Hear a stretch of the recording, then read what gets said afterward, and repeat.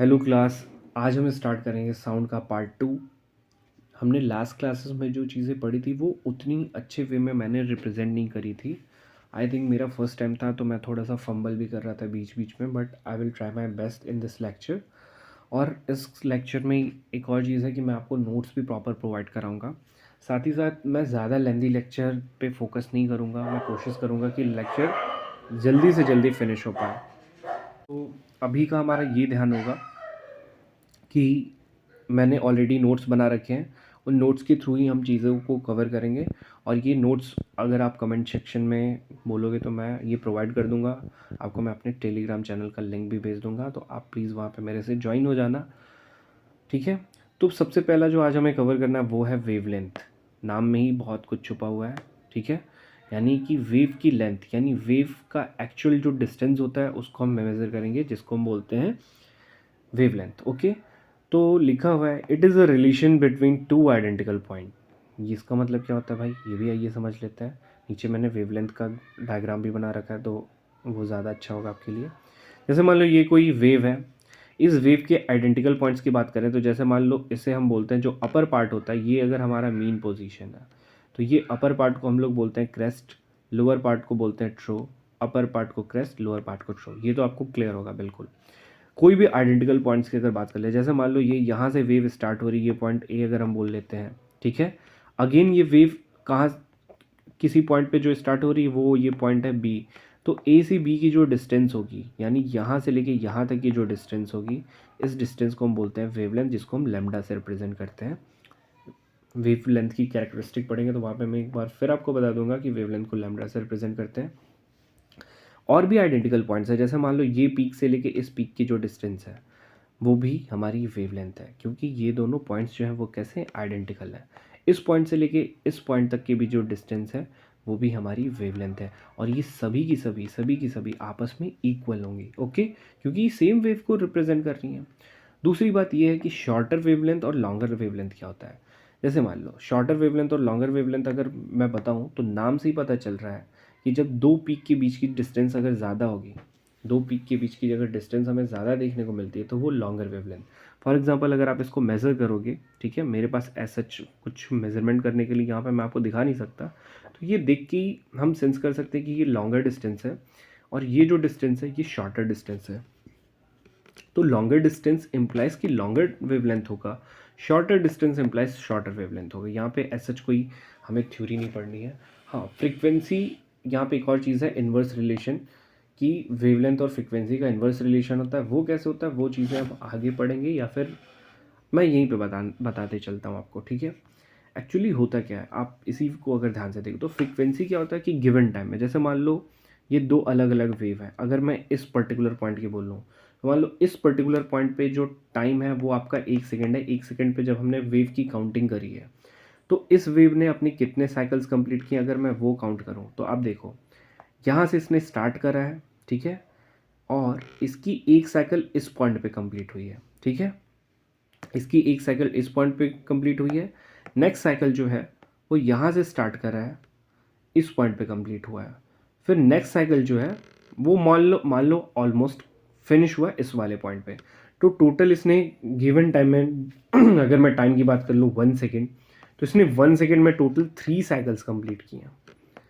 इसने 3 cycles complete की हैं। वहीं पे अगर ऊपर वाले वेव की बात करें तो इसने गिवन टाइम में देखो कितने साइकिल्स कंप्लीट किए हैं। जैसे मान लो ये भी यहाँ से स्टार्ट किया था, मैं स्ट्रेच कर लेता हूँ, तो इसका एक साइकिल जो है, ये अगर मैं मीन पोजीशन बना देता हूँ तो इसका जो एक साइकिल है आप देखो यहाँ पे कंप्लीट होता है इस पॉइंट पे, ठीक है।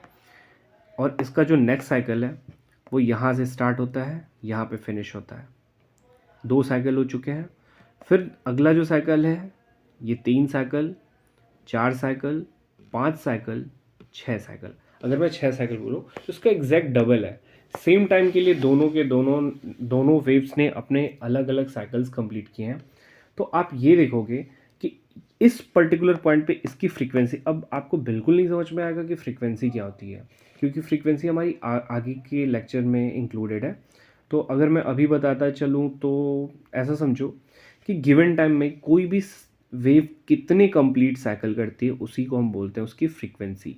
फॉर एग्जाम्पल यहाँ पे गिवन टाइम में इसने कितने साइकिल्स कंप्लीट किए थे, 6 साइकिल्स कंप्लीट किए थे।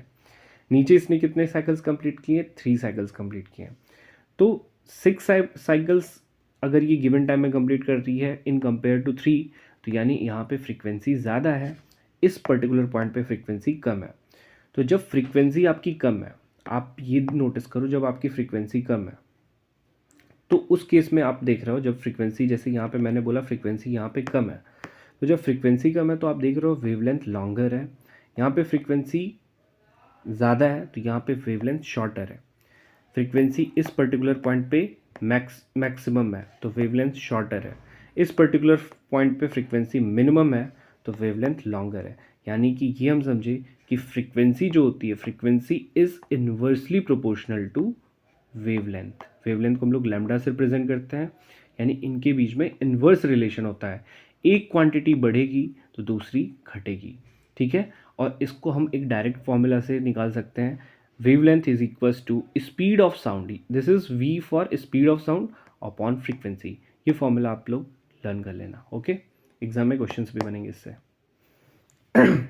आगे हम लोग देख लेते हैं एम्पलीट्यूड क्या होता है। एम्पलीट्यूड देखो यार, ये बताता है कि कोई भी वेव अगर चल रही है, ठीक है, तो अपने साथ कितना ज़्यादा एनर्जी कैरी करती है। एनर्जी जैसे मान लो अगर आप बहुत ही ज़्यादा एनर्जाइज्ड हो तो आपके अंदर जितनी ज़्यादा एनर्जी होगी आप उतना ही उछल कूद मचाओगे। तो वेव के अंदर अगर मान लो, अगर हम एम्पलीट्यूड की बात करें, ठीक है, जैसे मान लो मैंने नीचे बना रखा, आप यहीं पे देख लो, ठीक है। अगर मैं इस ग्राफ की बात करूं, मैं पेन चेंज कर लेता हूं, एक सेकेंड। देखो, अगर मैं इस वेव की बात करूं तो क्या है कि ये इसका मीन पोजीशन है, ये वाला पॉइंट जो है इसका मीन पोजीशन है, ठीक है। इसको हम बोलते हैं मीन पोजीशन, ये जो सी है, ठीक है। तो क्या है, आप ऊपर अगर ध्यान से देखो तो ये पर्टिकुलर पार्ट जो है ये रेयर फ्रैक्शन है। क्यों? क्योंकि यहाँ पे पार्टिकल्स जो है एक दूसरे से काफ़ी दूर दूर है। ये पार्टिकल्स को अगर आप देखोगे काफ़ी दूर दूर है, और इस पर्टिकुलर पॉइंट पे जो पार्टिकल्स हैं वो एक दूसरे के काफ़ी क्लोज हैं, ठीक है। तो क्या होता है, जब पार्टिकल्स दूर दूर होते हैं तो उस केस को हम लोग रेयर फ्रैक्शन बोलते हैं, ठीक है। अब होता क्या है, वेव अगर अपने साथ एनर्जी कैरी करता है, इसका मतलब जब एनर्जी कैरी करेगा तो वो अपनी मीन पोजीशन से उसी के अकॉर्डिंग डेविएट करेगा, ठीक है। मोर और लेस वो अपने मीन पोजीशन के अराउंड डेविएट करेगा, ठीक है। तो देखो मैं बताता हूँ आपको, अगर मान लो ये अगर हमारा वेव है, ठीक है, वेव अगर मैं ऐसे ड्रॉ कर रहा हूँ, ठीक है, तो मान लो वो अपने मीन पोजीशन से कितना ज़्यादा शिफ्ट ला रहा है, कितना ज़्यादा, जैसे मान लो इधर की इतना, ठीक है, कितना शिफ्ट लाता है वो अपने मीन पोजीशन से either side of the mean position, उसको हम बोलते हैं एम्पलीट्यूड। उसी टोटल लेंथ को हम बोलते हैं एम्पलीट्यूड, ओके। तो एम्पलीट्यूड हमारा कुछ ऐसा होता है। आगे और भी चीज़ें हैं, तो लिखा है it is a fundamental property of wave that determine how much energy does a wave carry. यानी कि वेव अपने साथ कितना ज़्यादा एनर्जी कैरी करता है।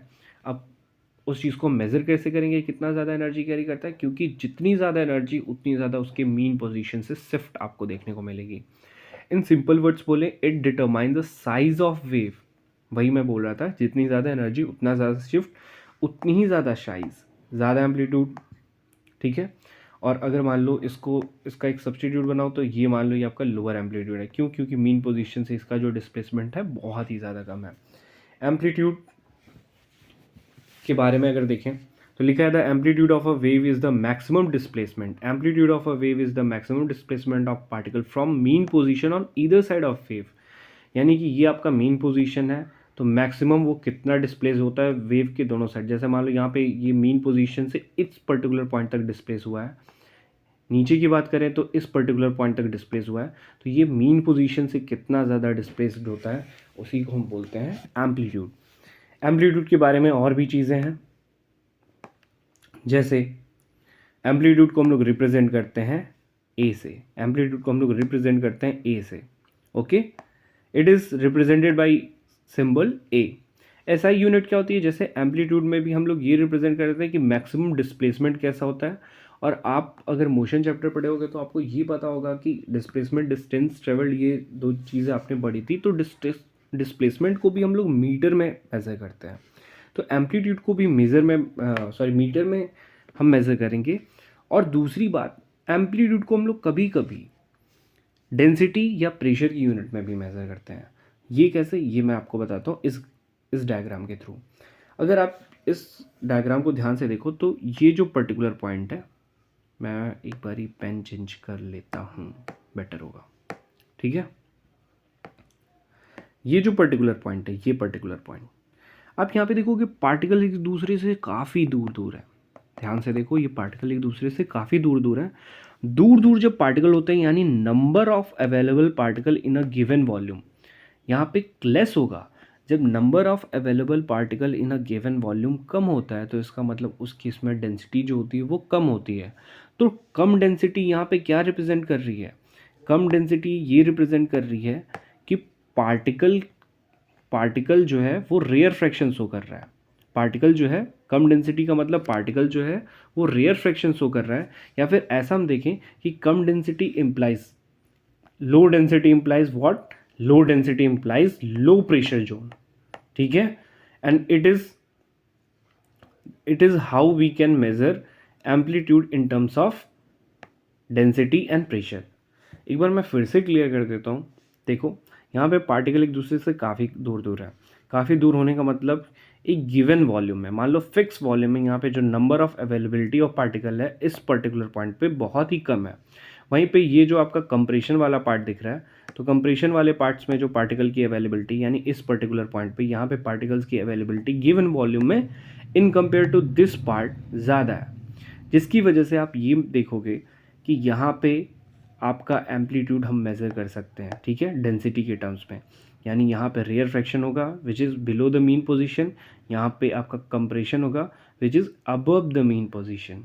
सो this is how we can measure amplitude in terms of density and pressure. Okay, we can also measure amplitude in terms of density और pressure. इसका लाउडनेस से क्या रिलेशन है? देखो, क्या होता है कि अगर एम्पलीट्यूड ज़्यादा होता है तो लाउड, कोई भी म्यूज़िक उतनी ही ज़्यादा लाउड होती है। जितना ज़्यादा एम्पलीट्यूड उतनी ज़्यादा लाउड म्यूज़िक। जैसे आप ध्यान से देखो तो इसके बारे में ये लिखा है, यहाँ पे मैं एक बार जूम आउट करता हूँ तो आप ध्यान से देखो, if the amplitude is double the loudness increase by 4 time. इसका रिलेशन कुछ ऐसा है कि जैसे मान लो एम्पलीट्यूड है या फिर लाउडनेस जो है वो डिपेंड करता है एम्पलीट्यूड के स्क्वायर पे, ठीक है।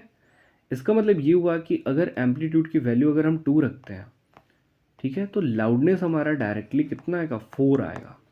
यानी कि ये इसके स्क्वायर के डायरेक्टली प्रोपोर्शनल है, ठीक है। यानी जितना ज़्यादा लाउड म्यूज़िक होगा उतना ही ज़्यादा हमारा एम्पलीट्यूड ज़्यादा होगा, या फिर ऐसा बोल लें कि जितना ज़्यादा एम्पलीट्यूड होगा उतनी ही ज़्यादा लाउड म्यूज़िक हमें सुनने को मिलेगी, ठीक है। ये मैंने बॉक्स में लिख रखा है, आप देख सकते हो, ठीक है।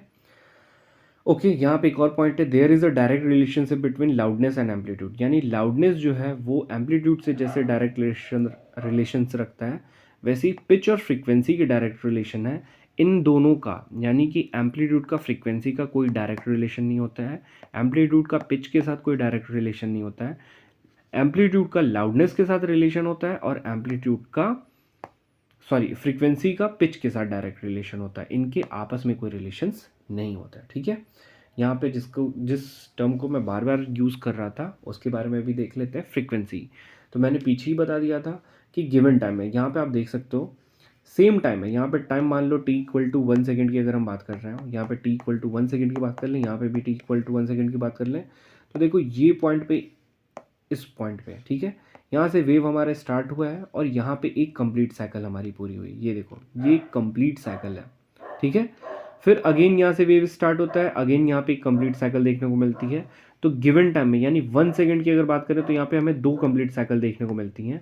वैसे ही जो नीचे वाला वेव है, ठीक है, यहाँ पे देखें तो हमें टोटल कितनी साइकिल्स देखने को मिलती हैं? यहाँ पे हमें 4 साइकिल्स देखने को मिलती हैं। वहीं पे गिवन टाइम में यहाँ पे हमें ज़्यादा साइकिल देखने को मिल रही है, ठीक है। ज़्यादा साइकिल इम्प्लाइज हाई फ्रीक्वेंसी और कम साइकिल इम्प्लाइज लो फ्रीक्वेंसी। और फिर से अगर हम ध्यान से देखें पीछे जो हमने पढ़ा था कि हाई फ्रीक्वेंसी मतलब लो वेवलेंथ या शॉर्टर वेवलेंथ, लोअर वेवलेंथ, ठीक है, और लो फ्रीक्वेंसी मतलब हायर वेवलेंथ या लॉन्गर वेवलेंथ। तो देखो यहाँ पे लो फ्रीक्वेंसी है, वेवलेंथ के बीच की डिस्टेंस आपको ज़्यादा देखने को मिल रही है। ओके, आओ अब हम पढ़ लेते हैं टाइम पीरियड। टाइम पीरियड वही होता है, time required for 1 complete cycle. यानी कि यहाँ से वेव जब चली है तो वापस यहाँ पे आने में, ठीक है, कितना टाइम लगा है, उसी को हम बोलते हैं टाइम पीरियड, ठीक है। ए से चल के बी पे जब आ रही है तो उसको कितना टाइम लग रहा है, उसी को हम बोलते हैं टाइम पीरियड। ठीक है, ये फ्रीक्वेंसी के एग्जैक्टली इन्वर्स रिलेशन शो करता है फ्रीक्वेंसी से, यानी कि फ्रीक्वेंसी अगर ज़्यादा होगी तो टाइम पीरियड कम होगा, टाइम पीरियड ज़्यादा होगा तो फ्रीक्वेंसी कम होगी। ओके, अब लिखा to find a time period, यहाँ पे टाइम रहेगा। To find a time period we first to know frequency, यानी फ्रीक्वेंसी अगर हमें पता है तो हम टाइम पीरियड आसानी से पता कर सकते हैं। टाइम पीरियड फ्रीक्वेंसी जो होती है उसको हम लोग मेजर करते हैं हर्ट्ज में। ठीक है, 1 हर्ट्ज जो होता है 1 कंप्लीट साइकिल के इक्वल होता है। 1 hertz is equal to 1 complete cycle.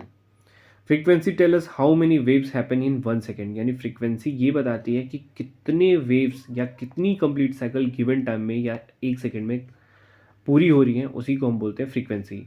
While period tell us how long a single wave last, यानी कि एक सिंगल वेव जो है कितनी देर में अपने आप अपनी साइकिल को कंप्लीट करता है, वही हमारी टाइम पीरियड होती है। यानी कि ये अगेन जैसे आप अगर देखोगे तो वेव्स का कॉन्जिक्यूटिव मोशंस होता रहता है। तो अगर इस पॉइंट पे है अभी, जैसे मान लो t इज इक्वल टू 0 पे इस पॉइंट पे है, ए पॉइंट पे है, बी पे जाने में उसको कितना टाइम लगता है, उसी को हम बोलते हैं टाइम पीरियड। ओके, यहाँ पे दो एडिशनल चीज़ें हैं अगर हम ध्यान से देखें, एक है हाई नोट और लो नोट। नोट क्या होता है, फ्रीक्वेंसी जब आप समझ चुके हो तो मेरे को नोट बताना आपके लिए बहुत आसानी होगा। ठीक है, बता दे रहा हूँ। देखो, फ्रीक्वेंसी यानी वो साउंड सोर्स जो कि सिंगल फ्रीक्वेंसी से साउंड प्रोड्यूस कर रहा हो। सिंगल फ्रीक्वेंसी क्या है, यानी आप जब उसका ग्राफ ड्रॉ करोगे तो आपको सिर्फ ऐसा फ्रीक्वेंसी ग्राफ रिप्रेजेंट करना पड़ेगा, तो उसको हम लोग बोलते हैं टोन। सिंगल फ्रीक्वेंसी के जितने भी साउंड सोर्सेज होते हैं उनको हम बोलते हैं टोन, और वहीं पे वो अगर मल्टीपल फ्रीक्वेंसी एक बार में प्रोड्यूस करता है तो उसको हम बोलते हैं note. A sound with multiple frequency is called note. तो यहाँ पे क्या होता है, हाई नोट की अगर बात कर लें तो कह रहा है वो फ्रीक्वेंसी अगर किसी भी साउंड सोर्स की फ्रीक्वेंसी ज़्यादा है तो यानी कि उसका पीरियड शॉर्ट होगा। टाइम पीरियड क्या होता है, उसका शॉर्ट होता है।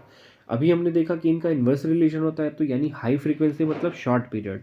वेव वाइब्रेट वेरी फास्ट, यानी वेव जो होगी उतनी ही तेजी से वाइब्रेट करेगी, वेव्स उतनी ही तेजी से क्या करेगी, वाइब्रेट करेगी। ओके, आई बात समझ में, ये बहुत ही इंपॉर्टेंट है। हाई नोट का मतलब very high frequency, short period, wave vibrate very fast. Low notes का मतलब low frequency, long period, wave take more time to complete a cycle. Okay, quality पे आ जाते हैं। क्वालिटी देखो, क्वालिटी से ही हम साउंड को समझ पाते हैं और साउंड को डिफ्रेंशिएट कर पाते हैं कि कौन से सोर्स से ये साउंड आ रहा है, क्या ये फ्लूट का साउंड है, ड्रम का साउंड है, किसका साउंड है। तो क्वालिटी के बारे में क्या लिखा है, quality of a sound help us to distinguish between the sound of same frequency and similarity between two different instrument. यानी जैसे मान लो यार, बहुत से ऐसे सोर्स हैं जिनकी फ्रीक्वेंसी सेम होती होगी लेकिन उनकी आवाज़ें अलग अलग होती हैं, तो ये किस चीज़ पर डिपेंड करता है, ये कह रहा है कि उसकी क्वालिटी के बेसिस पे हम ये डिसाइड करते हैं। ठीक है, तो लिखा when a tone of any frequency is produced from any sound source along with fundamental tone some overtone are also produced in it। कह रहा है कि जैसे मान लो कोई भी साउंड सोर्स जब वो साउंड प्रोड्यूस करता है तो उसके साथ एक टोन प्रोड्यूस होता है, उस टोन के साथ कुछ कुछ अननेसेसरी ओवरटोन प्रोड्यूस होते हैं। ठीक है, ओवरटोन क्या होता है, यानी कि वो टोन जो कि एग्जैक्टली हमने प्रोड्यूस नहीं किया था लेकिन साउंड सोर्स के साथ वो भी प्रोड्यूस हो रहे हैं। लिखा है this overtone are less in some sound sources and more in other. कुछ साउंड सोर्स होते हैं जिनमें ओवरटोन बहुत ही ज़्यादा होते हैं और कुछ जो होते हैं जिनमें बहुत ही कम होते हैं। ठीक है, इसी ओवरटोन के जो डिफरेंसेस हैं इसी बेसिस पे हम बता सकते हैं कि डिफरेंट सोर्सेस के डिफरेंट साउंड होते हैं। ठीक है, जैसे कि मैं बोल रहा हूँ तो मेरी आवाज़ अलग है, कोई और बोलेगा उसकी आवाज़ मेरे से बिल्कुल अलग होगी। क्यों, क्योंकि हमारे थ्रू जो ओवरटोन प्रोड्यूस किया गया है वो मोर और लेस हो सकता है एक दूसरे के कंपेयर में। ठीक है, एग्जाम्पल में देखेंगे तो लिखा win sitar and harmonium played together in harmony, यानी सितार और हारमोनियम को अगर हम एक साथ प्ले करें तो उस केस में क्या है, they both produce same basic note. यानी कि देखो दोनों इंस्ट्रूमेंट के जो नोट्स होंगे वो बिल्कुल सेम होंगे, बेस नोट दोनों के सेम होंगे, लेकिन उनके साथ साथ एक ओवरटोन होगा जिसकी वजह से हमें अलग अलग आवाज़ सुनाई देगी एक ही टाइम पे। ठीक है, इसलिए हमें हारमोनियम की आवाज़ अलग सुनाई देगी और फ्लूट की आवाज़ बिल्कुल अलग सुनाई देगी। ठीक है, और इसी के पीछे में मैंने पहले भी बता रखा है कि यही एक मेन रीज़न होता है। क्वालिटी क्या मेज़र करता है कि दो अलग अलग इंसान की कैसे अलग अलग आवाज़ होती है। क्यों? तो अगर कोई पूछेगा तो आप ये बोल दोगे दोनों के नोट सेम है, दोनों के टोन सेम है, दोनों के बेसिक नोट सेम है, दोनों के बेसिक टोन सेम है, लेकिन जो ओवर टोन है दोनों का वो बिल्कुल डिफरेंट है, जिसकी वजह से दोनों की आवाज़ डिफरेंट है। अब नेक्स्ट और लास्ट आज का टॉपिक है हमारा इंटेंसिटी। इंटेंसिटी को अगर बात कर लें तो लिखा है energy with which sound wave passes. अगर आप देखो तो हमने क्या पढ़ा था एम्पलीट्यूड के बारे में कि it is measure of energy with which wave travel, यानी जिस एनर्जी के साथ वेव ट्रेवल करती है उसको हम बोलते हैं एम्पलीट्यूड। तो यहाँ पे लिखा है जिस एनर्जी से वो वेव चल रही है एक यूनिट एरिया को, यानी कि अगर आप इसके वेव के डायरेक्शन के एक नॉर्मल अगर आप एरिया को ड्रॉ करते हो तो उस यूनिट एरिया से कितनी ज़्यादा वेव गिवन टाइम में पास होती है, यानी 1 सेकेंड में कितनी ज़्यादा एनर्जी पास होती है, उसी को हम बोलते हैं इंटेंसिटी। ठीक है, यूनिट यहाँ पे होती है जूल मीटर पर सेकेंड, या फिर बोल सकते हैं वॉट मीटर पर सेकेंड। ठीक है, sorry, metre, joule per metre square second, और यहाँ पे वॉट पर मीटर स्क्वायर होता है। ठीक है, मैं लिख दे रहा हूँ, वॉट को डब्ल्यू से रिप्रेजेंट करते हैं, मीटर स्क्वायर ये हमारी एक यूनिट होती है। दूसरी यूनिट जो होती है वो होती है हमारी joule per metre square second. ठीक है, डिफरेंस क्या होता है इंटेंसिटी और लाउडनेस में? ये कंफ्यूजिंग होता है क्योंकि एम्पलीट्यूड पे ये भी डिपेंड करता है, एम्पलीट्यूड पे ये भी डिपेंड करता है। तो लिखा है intensity of a sound is definite quantity, यानी वो क्वांटिटी है जिसको हम लोग मेज़र कर सकते हैं, it can be measured. Whereas loudness जो है वो एक सेंसेशन है जो हमारा ईयर फील करता है कि कोई साउंड लाउड है या सॉफ्ट है। ठीक है, on the basis of which we call sound low और फास्ट। ठीक है, तो इंटेंसिटी और इसमें बस इतना सिंपल सा डिफरेंस होता है कि इंटेंसिटी वो होता है जिसको हम मेज़र कर पाते हैं, लाउडनेस को हम बस सेंस कर सकते हैं। ठीक है, तो आज का टॉपिक हमारा बहुत शॉर्ट में मैंने इसको कवर किया है, इसके नोट्स मैं आपको प्रोवाइड करा दूंगा। Thank you very much, bye bye.